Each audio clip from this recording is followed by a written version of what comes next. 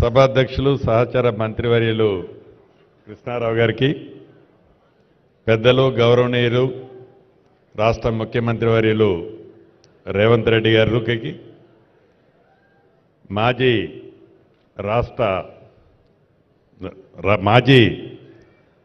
ఉపరాష్ట్రపతి గారికి వెంకయ్యనాయుడు గారికి, అదే రకంగా మెగాస్టార్ చిరంజీవి గారికి, ఉప ముఖ్యమంత్రి బట్టి విక్రమార్క గారికి, మా సహచార మంత్రివర్యులు కోమటిరెడ్డి వెంకటరెడ్డి గారికి, సిఎస్ గారికి, అధికారులకు, అదే రకంగా పద్మశ్రీ గ్రహీత తెలంగాణ రాష్ట్రంలో వివిధ కళల్లో సాధించిన 6 పెద్దలున్నారు.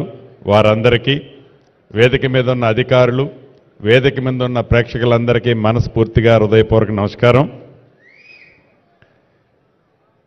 మొన్న కేంద్ర ప్రభుత్వం ఏదైతే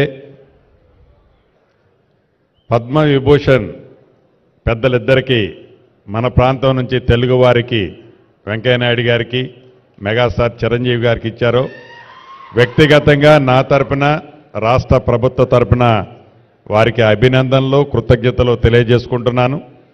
వెంకయ్యనాయుడు గారి గురించి ఒక విషయం చెప్పాల్సిన అవసరం ఉంది. 16వ పార్లమెంటు సమావేశాల్లో వెంకయ్యనాయుడు గారు ఆనాడు కేంద్ర మంత్రివర్యులుగా ఉన్నారు. నేను సభ్యుడిగా ఎంపీగా ఉన్నాను.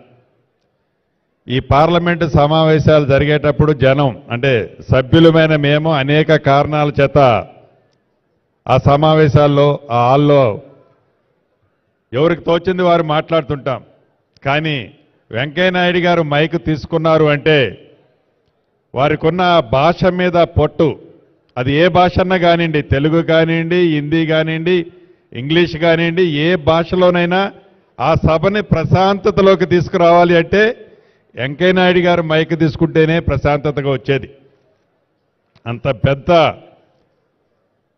రాజకీయంగా కురువృద్ధులు, అనేక ఒడిదొడుగులు చూసి ఏ వ్యక్తి అయినా ఉన్నతమైన స్థానాల్లో అధిరోహించాలని కోరుకుంటారో దాంట్లో వెంకయ్యనాయుడు గారు ఆ స్థానానికి పోయి వారు రిటైర్మెంట్ అయినట్టు అనుకుంటున్నాను.